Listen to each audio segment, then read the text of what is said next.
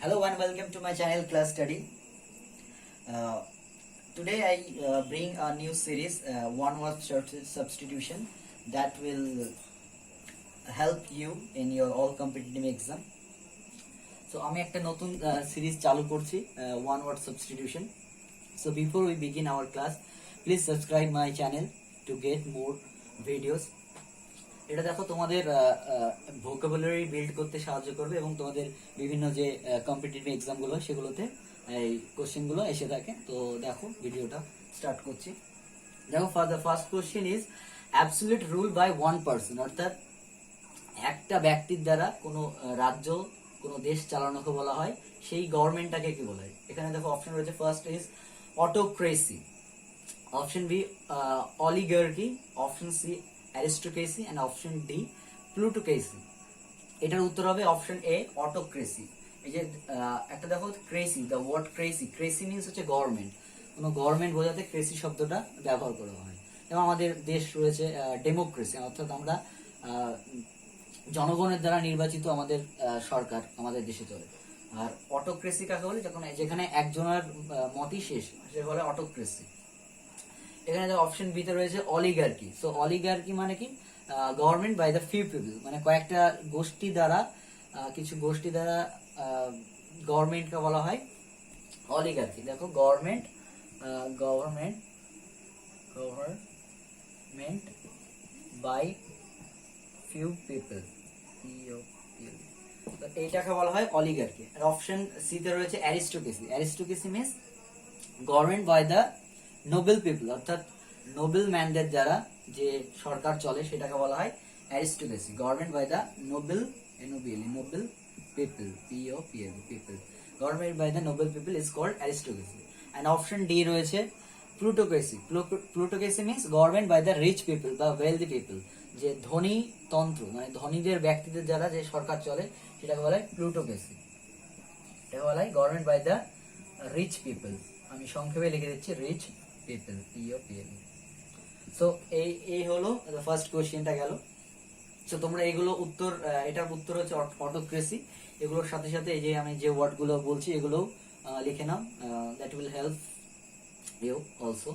তো অপশন, এবার আমরা সেকেন্ড কোশ্চেনে যাব। দ্য সেকেন্ড কোশ্চেন আছে one who desert his faith, অর্থাৎ যে ব্যক্তি তার নিজের ধর্ম ত্যাগ করে সেই ব্যক্তিকে কি বলে। সেখানে অপশন রয়েছে, দেখো এপিকিউরিয়ান, অপশন বি তে রয়েছে অ্যাপোস্টেট, অপশন সি তে রয়েছে সেলিব্রেসি এন্ড অপশন ডি রয়েছে ইনভিনসিবল।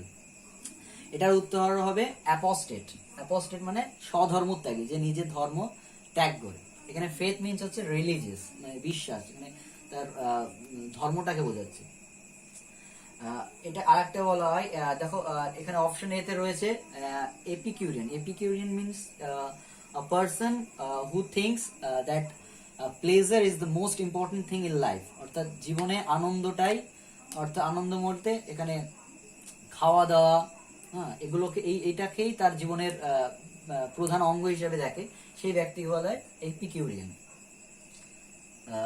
তো one who thinks that pleasure is the most important thing in life, সেই ব্যক্তি বলা হয় এপিকিউরিয়ান।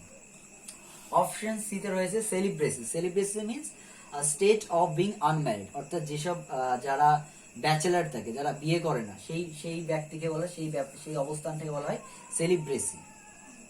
আর অপশন ডি তে রয়েছে ইনভিনসিবল। ইনভিনসিবল মানে হচ্ছে that can not be defeated, যেটাকে অজেয়, যেটাকে জয় করা যায় না, যাকে হারানো যায় না, সেটাকে বলা হয় ইনভিনসিবল। ওকে, বোঝা গেছে। সো আমরা আবার পরের কোশ্চেনে যাব। সো এবার আমরা থার্ড কোশ্চেনে আসবো।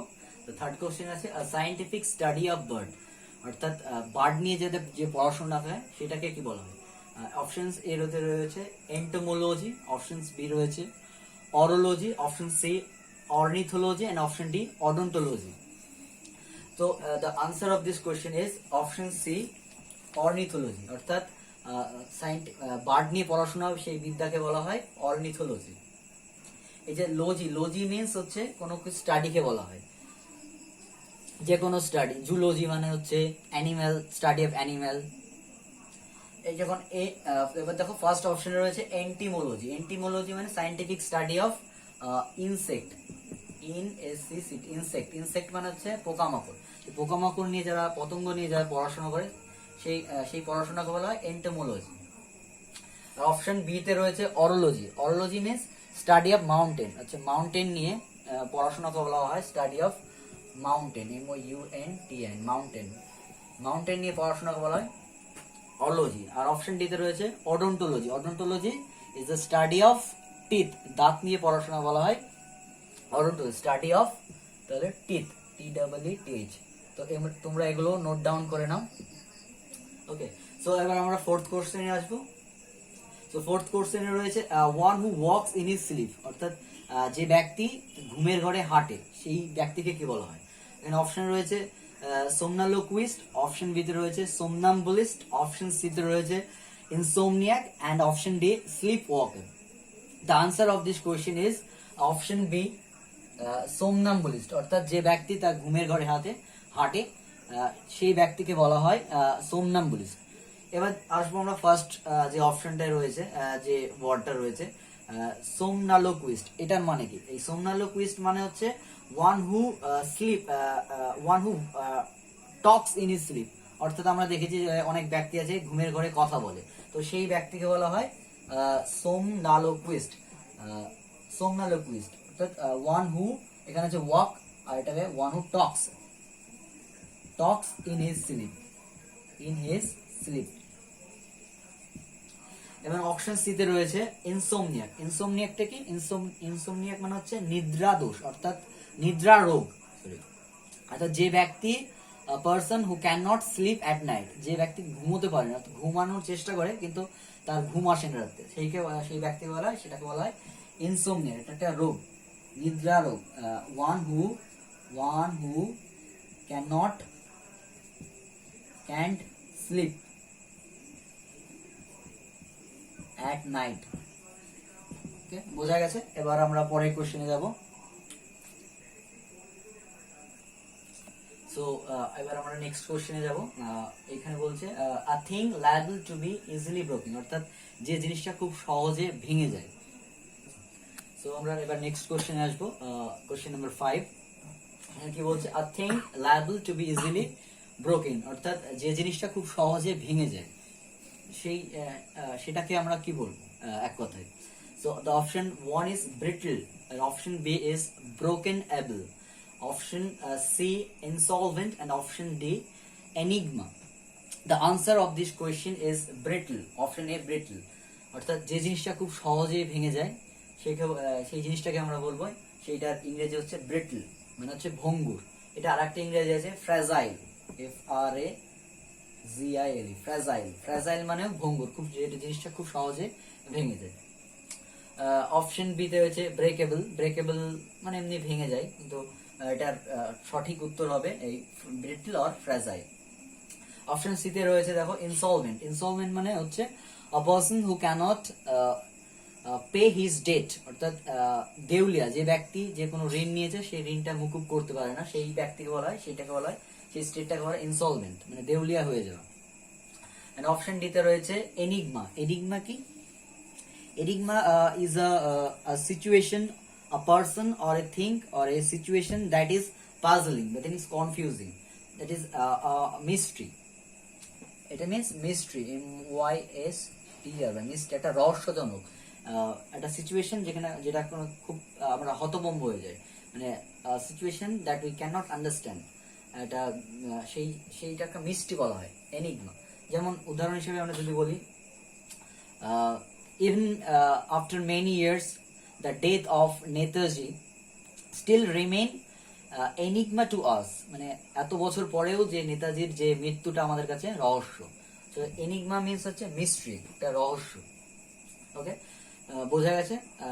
এগুলো নোট ডাউন করে নেবে। এন্ড এবার আমরা পরের কোশ্চেন আসবো, of question number 6। One who lends money at a high rate of interest, অর্থাৎ যে একটা ব্যক্তি যে খুব চড়া ইন্টারেস্টে, চড়া সুদে ধার দেয়, কাউকে টাকা ধার দেয়, সেই ব্যক্তিকে কি বলা হয়? এখানে অপশন এ তে রয়েছে ক্রেডুলাস, এন্ড অপশন বি তে রয়েছে ডেমাগগ, অপশন সি তে রয়েছে ফিজিউটিভ, এন্ড অপশন ডি হচ্ছে user. The answer of this question is option D, এটার উত্তর হবে অপশন ডি, অর্থাৎ ইউজার, মানে যে ব্যক্তি খুব চড়া চড়া সুদে ঋণ দেয় সেই ব্যক্তি বলা হয় ইউজার। এবার দেখো অপশন এ তে রয়েছে ওয়ার্ডটা রয়েছে ক্রেডুলাস। এই ক্রেডুলাস কথা অর্থ কি? ক্রেডুলাস মিন্স হচ্ছে খুব খুব আ person who believes what he here's, অর্থাৎ যে ব্যক্তি যা শুনে তাই বিশ্বাস করে, মানে খুব কান পাতলা, মানে যা খুব সহজেই যে কোনো জিনিস বিশ্বাস করে যায় সেই ব্যক্তিকে বলা হয় ক্রেডুলাস পারসন। ক্রেডুলাস বিলিভেবল। আর ক্রেডুলাসে আর একটা ওয়ার্ড আছে, আমি বলে দিচ্ছি, গালিবল। GULLIBLE, গালিবল মানে হচ্ছে a person who believes what he hears, খুব সহজে যে যা কিছু বিশ্বাস করে যায় সেগুলো হয় গালিবল আর ক্রেডুলাস। এবার অপশন বি তে রয়েছে ডেমাগগ। ডেমাগগের বাংলা মানে হচ্ছে জননেতা, অর্থাৎ a person who, বন্ধ কর,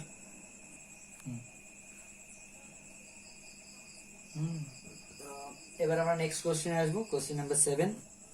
এখানে বলছে the one who hates women, অর্থাৎ এক ব্যক্তি যিনি মহিলাদের ঘৃণা করে সেই ব্যক্তিকে কে বলে? Option A misogynist, option B misogamist, option C philanthropist, and option D egoist.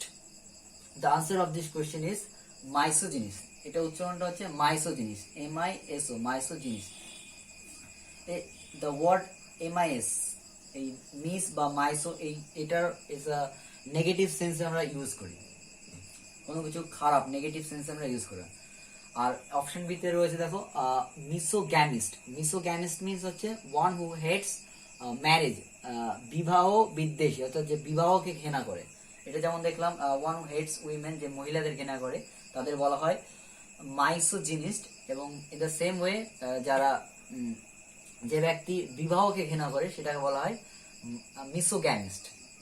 Option C তে রয়েছে philanthropist. Philanthropist means one who loves mankind, যেসব ব্যক্তি মানে মানব প্রেমী, মানব সমাজকে ভালোবাসে, মানব জাতিকে ভালোবাসে, সেই ব্যক্তিকে বলা হয় philanthropist.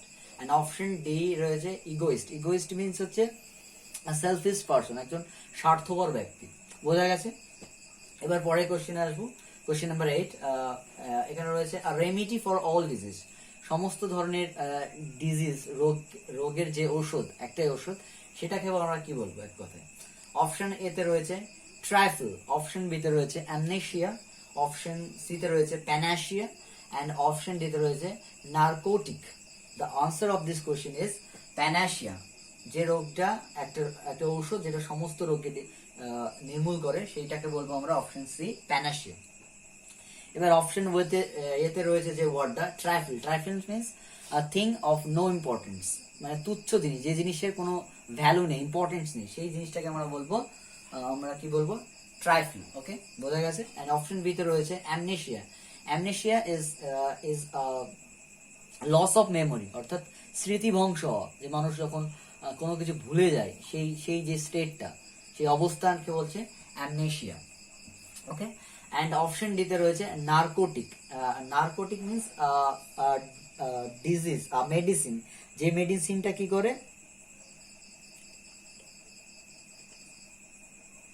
So narcotic means medicine, একটা মেডিসিন দ্যাট ইন্ডিউস স্লিপ, যেটা ঘুমের ওষুধ, যেটা যে ওষুধটা মানুষকে ঘুম পাড়িয়ে দেয়, সেটাকে বলা হয় নার্কোটিক। ওকে, বোঝা গেছে? তো আজকে এই অবধি আমরা আমাদের ক্লাসটা শেষ করব এখানে। আশা করছি তোমাদের ভালো লেগেছে। So please like my class and subscribe my class. So thank you for watching this video.